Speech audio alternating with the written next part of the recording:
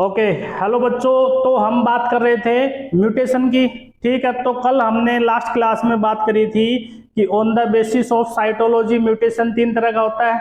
ठीक है, कौन कौन सा? एक क्रोमोसोमल म्यूटेशन, दूसरा जीनोमेटिक म्यूटेशन। तो ये दो तरह के म्यूटेशन हम पढ़ चुके। आज हम बात करेंगे third type of mutation, that is gene mutation. ठीक है, तो इससे पहले वाले जो दो म्यूटेशन पढ़े थे उनमें हमने क्या देखा था कि क्रोमोसोम में चेंज हो रहा था। ठीक है, यहाँ पे अपन बात करेंगे जीन के लेवल पे, और जीन के लेवल पे जाके बात करेंगे तो एक बात अपने को पता है कि genes are made up of nucleotide. ठीक है बच्चों, और न्यूक्लियोटाइड के अंदर क्या प्रेजेंट होते हैं? Nitrogen base. तो जीन म्यूटेशन में मेनली अपन बात करेंगे किसकी? Change in nitrogen base. ठीक है, अब टाइप्स म्यूटेशन, उसमें सबसे पहला आता है अपने पास सब्स्टिट्यूशन जीन म्यूटेशन। अब सब्स्टिट्यूशन जीन म्यूटेशन में एक नाइट्रोजन बेस किसी दूसरे नाइट्रोजन बेस से रिप्लेस हो जाएगा। तो अपने को पता है कि अपने पास जो नाइट्रोजन बेस होते हैं वो दो तरह के होते हैं। कौन कौन से? एक प्यूरिन होगा और दूसरा पायरिमिडीन होगा। अब यहाँ पे अगर अपन बात करें कि मान लो प्यूरिन रिप्लेस हो गया किससे? प्यूरिन से, या फिर पायरिमिडीन रिप्लेस हो जाए किसी दूसरे पायरिमिडीन से, या फिर एक प्रोबेबिलिटी जो अपने पास बनती है वो क्या कि प्यूरिन रिप्लेस हो जाए किससे? पायरिमिडीन से, या फिर इसका उल्टा कर दो कि पायरिमिडीन रिप्लेस हो जाए प्यूरिन से। ठीक है, तो इन्हीं बेसिस पे अपन सब्स्टिट्यूशन जीन म्यूटेशन को फर्दर दो कैटेगरी में क्लासिफाई करते हैं। पहला केस अपने पास क्या बनता है कि अगर प्यूरिन प्यूरिन से रिप्लेस हो गया, जैसे प्यूरिन के अंदर कौन कौन से नाइट्रोजन बेस आते हैं? यहाँ पे आता है एडेनिन एंड गुआनिन, यहाँ भी आएगा एडेनिन एंड गुआनिन। तो ऐसा मान के चलते हैं कि जब एडेनिन रिप्लेस हो जाए किसी गुआनिन से, या फिर गुआनिन रिप्लेस हो जाए किसी एडेनिन से, तो वहां पे इस तरह के जीन म्यूटेशन को अपन क्या बोलेंगे? इसको बोलेंगे ट्रांजिशन जीन म्यूटेशन। ठीक है, अब पायरिमिडीन की बात करते हैं। पायरिमिडीन में कौन कौन से नाइट्रोजन बेस रखते हैं अपन? यहाँ पे अपन बात करेंगे साइटोसिन एंड थाइमिन की, क्योंकि यूरेसिल को यहाँ पे इंक्लूड करेंगे नहीं, क्योंकि अपन बात कर रहे हैं जीन की। जीन है डीएनए का पार्ट, तो यहाँ पे साइटोसिन और थाइमिन को लेके चलेंगे, इधर भी साइटोसिन एंड थाइमिन को लेके चलेंगे। तो अगर मान लो साइटोसिन रिप्लेस हो गया साइटोसिन से, या फिर थाइमिन रिप्लेस हो जाए थाइमिन से, तो सेम टाइप का नाइट्रोजन बेस है, तो यहां भी अपन उसको क्या बोलेंगे? Transition gene mutation. ठीक है, अब दूसरी कैटेगरी अपने पास जो आती है वो ये कि अगर मान लो प्यूरिन रिप्लेस हो जाए किसी पायरिमिडीन से, तो प्यूरिन के अंदर आते हैं अपने पास एडेनिन एंड गुआनिन। ठीक है, और पायरिमिडीन के पास आते हैं साइटोसिन एंड थाइमिन। अगर एडेनिन रिप्लेस हो जाए किसी साइटोसिन से, या फिर गुआनिन रिप्लेस हो जाए किसी थाइमिन से, तो उसको अपन बोलेंगे क्या?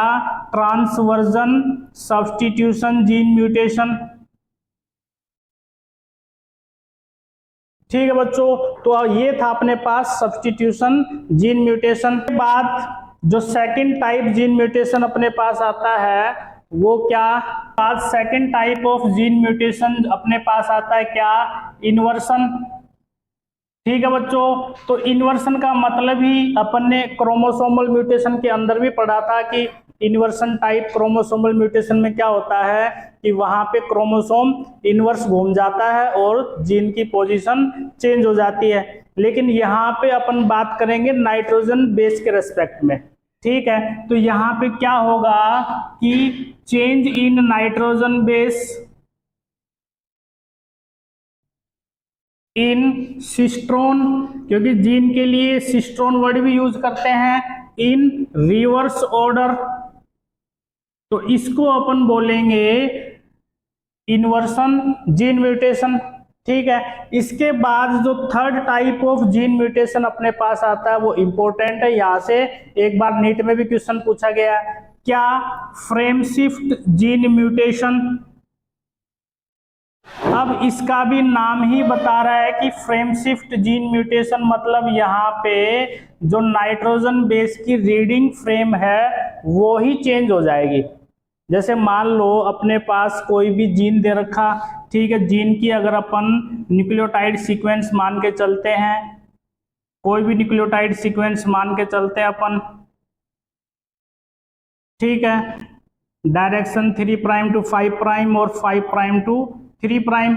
मान लो ये अपने पास जीन है, अगर इस जीन में अपन एक एक्स्ट्रा न्यूक्लियोटाइड को ऐड कर दें, ठीक है, क्योंकि इसके बाद कोई भी जीन अपने आप को कैसे एक्सप्रेस करता है, by the way of transcription translation.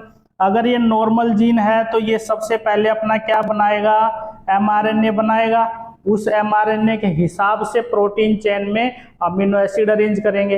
अब मान लो कि इस जीन के अंदर अपन ने एक एक्स्ट्रा न्यूक्लियोटाइड ऐड कर दिया, अगर यहाँ पे मैं एक एक्स्ट्रा न्यूक्लियोटाइड ऐड कर दूं, एक और गुआनिन, तो अब जो एमआरएनए बनेगा उसके कंप्लीट जेनेटिक कोड चेंज हो जाएंगे, ठीक है। जब कंप्लीट जेनेटिक कोड चेंज होंगे तो कंप्लीट अमीनो एसिड की सीक्वेंस चेंज हो जाएगी।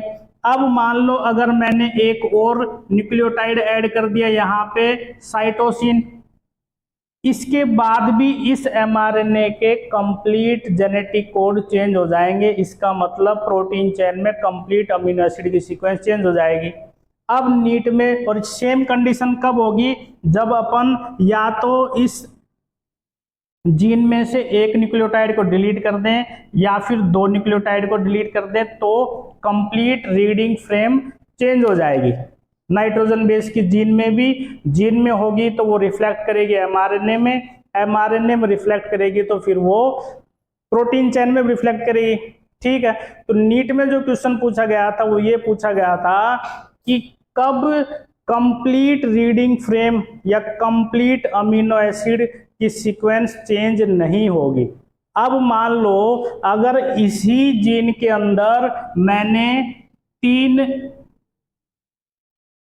न्यूक्लियोटाइड को और ऐड कर दिया, ठीक है, 3 न्यूक्लियोटाइड को और ऐड कर दिया, तो क्या अब 3 न्यूक्लियोटाइड ऐड करने से कंप्लीट रीडिंग फ्रेम चेंज हो रही है जीन की?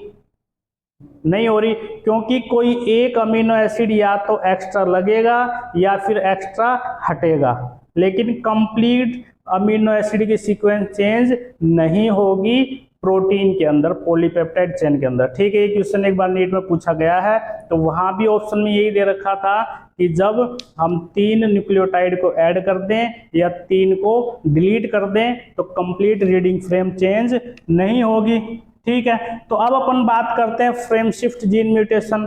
फ्रेम शिफ्ट जीन म्यूटेशन की मतलब क्या है कि when reading framework of nitrogen base is shift in forward direction। अब फॉरवर्ड डायरेक्शन में जब शिफ्ट करेगा तो इसका मतलब यहाँ पे अपन कोई ऐड कर रहे हैं 1 or more nucleotide by adding 1 or more nucleotide, या फिर अगर हम बात करें कि ये बैकवर्ड में भी चेंज हो सकता है जब अपन कोई 1 और मोर न्यूक्लियोटाइड डिलीट कर दें, तो और इन बैकवर्ड डायरेक्शन कब होगा ये, व्हेन 1 और मोर न्यूक्लियोटाइड आर डिलीटेड, तो इसको अपन बोलेंगे फ्रेम शिफ्ट म्यूटेशन, ठीक है। तो यहीं से एक बात और निकल के आ रही है कि जीन म्यूटेशन में जो फ्रेम शिफ्ट जीन म्यूटेशन है वो भी 2 तरह का बोल सकते हैं अपन। क्या भाई, इसमें 2 काम कर रहे हैं अपन, या तो नाइट्रोजन बेस को ऐड कर दें या फिर डिलीट कर दें, तो उसके हिसाब से भी जो फ्रेम शिफ्ट जीन म्यूटेशन है वो 2 तरह का हो सकता है। एक एडिशन और दूसरा डिलीशन। इनका नाम ही बता रहा है, इनका मतलब क्या है कि when one nitrogen base is added और one nitrogen base is removed और डिलीटेड। ठीक है बच्चों, स्टॉप कर दे। तो हम बात कर रहे थे जीन म्यूटेशन की। तो मेनली जो जीन म्यूटेशन होता है वो कौन कौन सा, सब्स्टिट्यूशन, इन्वर्जन और फ्रेम शिफ्ट जीन म्यूटेशन। इसके अलावा भी अगर अपन बात करते हैं तो जो पहले वाला चैप्टर लास्ट और इसके बाद वाला चैप्टर है मॉलिक्यूलर बेसिस ऑफ इनहेरिटेंस, वहां भी म्यूटेशन का थोड़ा बहुत जिक्र किया हुआ है। ठीक है, तो उसको देखते हैं हम। तो वहां पे सबसे पहले उन्होंने दे रखा, एक टर्म दे रखी है पॉइंट म्यूटेशन। ठीक है, तो इसका मतलब क्या है, पॉइंट म्यूटेशन इंपॉर्टेंट है, यहां से क्वेश्चन आते हैं। तो इसका नाम ही बता रहा, पॉइंट मतलब एक पॉइंट पे जाके म्यूटेशन होगा। तो यहां पे अपन बात कर रहे हैं जीन की। जीन के अंदर अपने को मिलते हैं न्यूक्लियोटाइड। तो अगर मान लो किसी एक न्यूक्लियोटाइड में चेंज हो जाए, उसको अपन बोलेंगे पॉइंट म्यूटेशन की चेंज इन सिंगल न्यूक्लियोटाइड या सिंगल नाइट्रोजन बेस, उसको बोलेंगे। मतलब जीन के एक ही पॉइंट पे चेंज हुआ है, उसको बोलेंगे पॉइंट म्यूटेशन। अगर इसको अपन एग्जाम्पल से समझें तो बेस्ट एग्जाम्पल अपने पास आता है क्या, सिकल सेल एनीमिया। ठीक है, जो कि एक जेनेटिक डिसऑर्डर है, ऑटोसोमल रेसेसिव डिसऑर्डर है। इसमें क्या होता है सिकल सेल एनीमिया में, इसको डिटेल में बात करेंगे जब जेनेटिक डिसऑर्डर पढ़ेंगे तब। तो यहाँ पे जो थायमीन है वो रिप्लेस हो जाता है किससे, एडेनिन से। इस वजह से जो हीमोग्लोबिन बनेगा वो एबनॉर्मल हीमोग्लोबिन बनता है, क्योंकि नॉर्मल हीमोग्लोबिन में जो बीटा चेन होती है उसकी 6th पोजीशन पे जेनेटिक कोड मिलता अपने को GAG, और GAG कोड करता है ग्लूटामिक एसिड को। लेकिन जब थायमीन रिप्लेस करता है एडेनिन से, तो यहां जो जेनेटिक कोड बनता है वो बनेगा GUG, और GUG कोड करता है वैलिन को। तो 6th पोजीशन पे जो बीटा पॉलीपेप्टाइड चेन होती है हीमोग्लोबिन की, उसकी 6th पोजीशन पे अमीनो एसिड चेंज हो जाता है। तो ये होता है सिकल सेल एनीमिया में। बाकी इसके जो सिम्टम्स होते हैं कि सिकल शेप RBC हो जाएगी, एबनॉर्मल हीमोग्लोबिन बनेगा, इससे बॉडी में क्या सिम्टम्स अपीयर होंगे, वो सारी चीजें अपन डिटेल में बात करेंगे जेनेटिक डिसऑर्डर में। ठीक है, तो ये अपन ने बात करी पॉइंट म्यूटेशन। इसके अलावा अगर अपन जेनेटिक कोड के लेवल पे जाके बात करें तो कुछ टर्म्स अपने पास और आती हैं जीन म्यूटेशन को लेके। तो अपन ने अभी तक पढ़ा टाइप ऑफ जीन म्यूटेशन। अब इसके अलावा कुछ टर्म्स अपन देखेंगे म्यूटेशन में जो जेनेटिक कोड के बेस हैं। तो सबसे पहले अपने पास आता है साइलेंट म्यूटेशन। तो साइलेंट म्यूटेशन में क्या होगा, इसी को एक और नाम से जानते हैं सेम सेंस म्यूटेशन। तो कई बार क्या होता है कि जेनेटिक कोड में चेंज हो जाएगा, लेकिन जो पॉलीपेप्टाइड चेन है उसमें अमीनो एसिड की सीक्वेंस सेम रहेगी। जैसे मान लो अपने को पता है कि जो CCC है ये कोड करता है किस अमीनो एसिड को, प्रोलीन को। अब मान लो कि जो साइटोसिन है ये रिप्लेस हो गया किससे, एडेनिन से, तो ये तब भी कोड करेगा किसको, प्रोलीन को। अगर मान लो कि ये रिप्लेस हो गया किससे, यूरेसिल से, तो भी ये कोड करेगा प्रोलीन अमीनो एसिड को। अगर ये रिप्लेस हो जाए गुआनिन से तो भी ये कोड करेगा प्रोलीन अमीनो एसिड से। ठीक है, तो यहाँ पे म्यूटेशन तो हुआ, नाइट्रोजन बेस में चेंज भी हुआ, लेकिन प्रोटीन चेन में कोई फर्क नहीं पड़ा। तो इसलिए इसको बोल दिया म्यूटेशन तो हुआ लेकिन उसका कोई भी इफेक्ट बॉडी में नहीं देखने को मिला, इसलिए इसको बोल देते हैं साइलेंट म्यूटेशन। इसके बाद सेकंड टर्म जो अपने पास आती है वो आती है मिससेंस म्यूटेशन। अब मिससेंस म्यूटेशन का मतलब क्या कि जब जेनेटिक कोड में कोई चेंज होगा तो प्रोटीन चेन के अंदर अमीनो एसिड भी चेंज हो जाए। जैसे अभी अपन ने रिसेंटली बात करी थी किसकी, सिकल सेल एनीमिया की।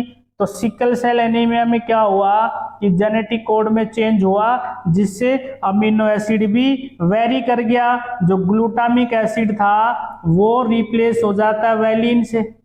तो यहाँ पे प्रोटीन चेन में इफेक्ट पड़ रहा है, इसलिए इसको बोल देते हैं मिससेंस म्यूटेशन। इसके अलावा जो एक और टर्म अपने पास आती है वो आती है नॉनसेंस म्यूटेशन। अब इसका नाम ही बता रहा है नॉनसेंस, तो नॉनसेंस जेनेटिक कोड से रिलेटेड है ये। तो अपने पास जो चेन टर्मिनेटिंग कोडोन होते हैं, जो स्टॉप कोडोन होते हैं, उन्हीं को नॉनसेंस कोडोन बोल देते हैं। तो अपने पास तीन तरह के स्टॉप कोडोन होते हैं, UAA, UAG, UGA। ठीक है, तो यहाँ पे मान लो कोई एक जेनेटिक कोड था, उसमें म्यूटेशन हुआ और वो कन्वर्ट हो गया किसमें, किसी एक स्टॉप कोडोन में। या तो वो कन्वर्ट हो गया UAA में, या फिर वो UAG में कन्वर्ट हो जाए, या फिर वो UGA में कन्वर्ट हो जाए। तो इसमें क्या होगा कि जो प्रोटीन सिंथेसिस था वो स्टॉप हो जाएगा, इसलिए इसमें प्रोटीन सिंथेसिस स्टॉप्स। तो on the basis of name of genetic code इसको बोल देते हैं अपन नॉनसेंस म्यूटेशन। ठीक है, तो ये जो टर्म्स हैं ये अपन यूज करते हैं मॉलिक्यूलर बेसिस ऑफ इनहेरिटेंस वाले चैप्टर में। ठीक है बच्चों।